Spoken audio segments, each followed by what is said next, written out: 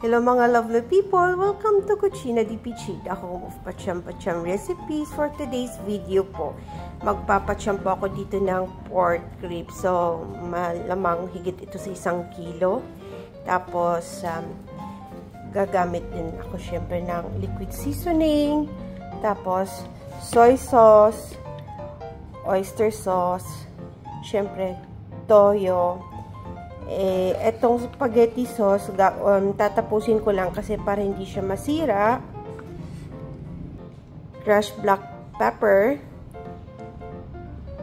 carrots at saka patatas, and then meron din tayong bell pepper, red onion slice, chopped garlic, and pork broth cube. Okay? Procedure tayo. Parang gusto ko sana dapat yung pork ribs na caldereta. So, wala po pala akong liver spread. Ayan. Okay. Mainit na yung oil.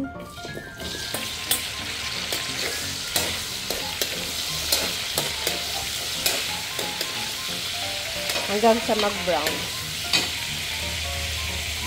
Yan, okay na po sila. Pwede na hanguin.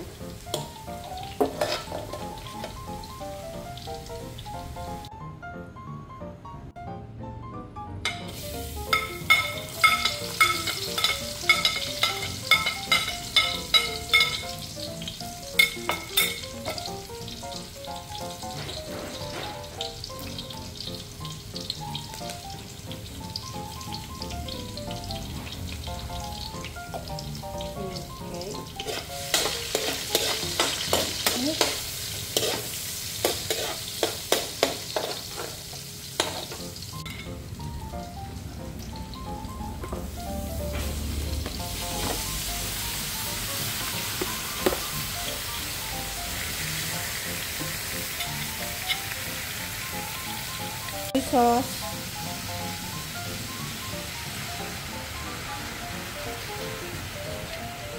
seasoning,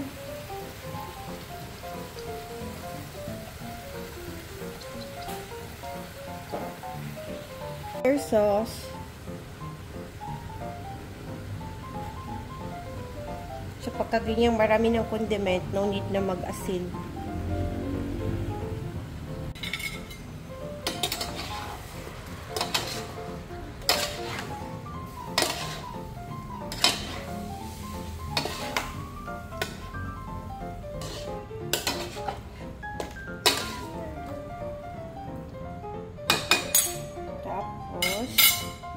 Lagay ko na rin itong pork cube.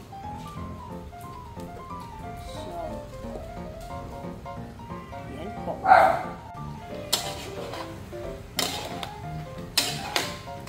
Isa pa, tapos tatakpan ko. Medium heat lang. Papalabasin muna natin yung sarili niyang sabaw.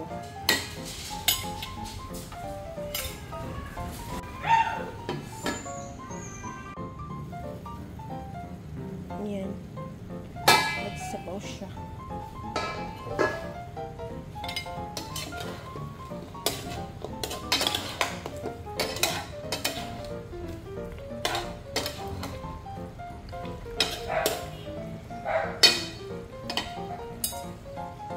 Mamaya kapag konti na lang talaga yung halos matuyo na, saka ko palalagyan ng tubig para palambutin.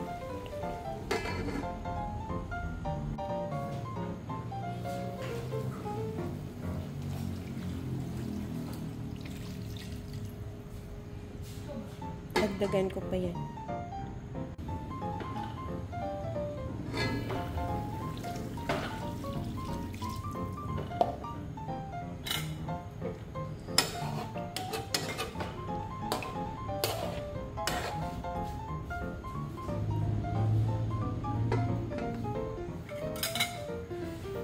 Ayan po, malapit na lumambot yung natin, yung ribs. So, pwede ko nang ilagay ito. Mga gulay. Tapos, mamaya ko palalagay yung spaghetti sauce kasi madalas kapag nilagay ko na yung ganun, mabilis masunog. Mabilis akong masunugan. Yan po. Yan. So, ready na yung ating patatas, carrot, tsaka yung karne. Simutin ko lang tong spaghetti sauce na ito.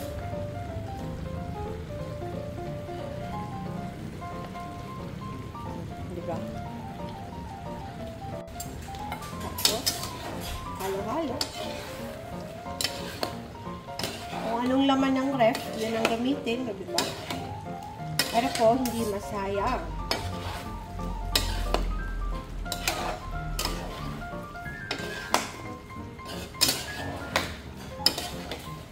Konting kulo lang, tapos lalagay ko na rin yung ating, actually lalagay ko na, ating bell pepper.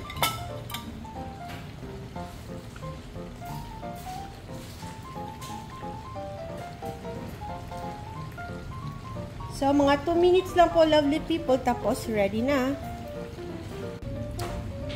Pwede na po.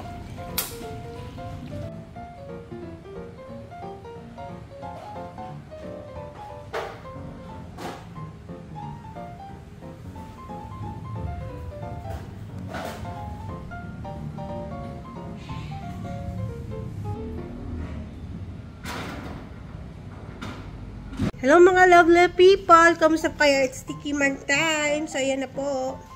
So, diba? Okay naman yung karne. Ah, mainit. Malambot siya. Tapos, kanin. Oh, yung pusa namin nag-aaway. Puting pala. Kain po!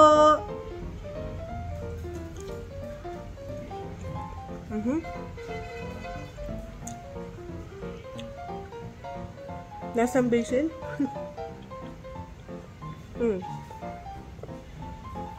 Kasi yung spaghetti sauce na yun, yung sinimot ko ay yun po yung spaghetti sauce na may basil. Nasa siyang basil. Pero masarap. Kaya yun. Parang kapitbahay na rin siya ng kaldereta.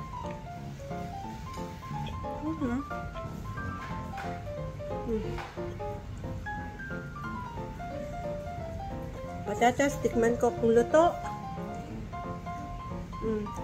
Isa. Ayun. So, hindi pa kasi nakapag-grocery, hindi pa nakapag-palengke. Kaya kung ano lang po yung laman ng ref namin, yun lang po yung sinisimot ko. So, paano po mga lovely people? Thank you once again for watching. Thank you sa ating mga new friends and followers. Minsan na napapatigil tayo ng ilang araw kasi syempre, di ba, narinig nyo naman sa boses ko. So anyway, thank you po sa inyo sa lahat sa inyo na mga nag-i-engage. So, once again po, God bless lagi sa ating lahat. Keep safe, lalo na po sa ating mga kalusugan. At mag-enjoy lang while cooking. So hanggang sa susunod po, dito lang sa Cucina di Pichi, the home of Pacham Pacham recipes. Ciao, ciao!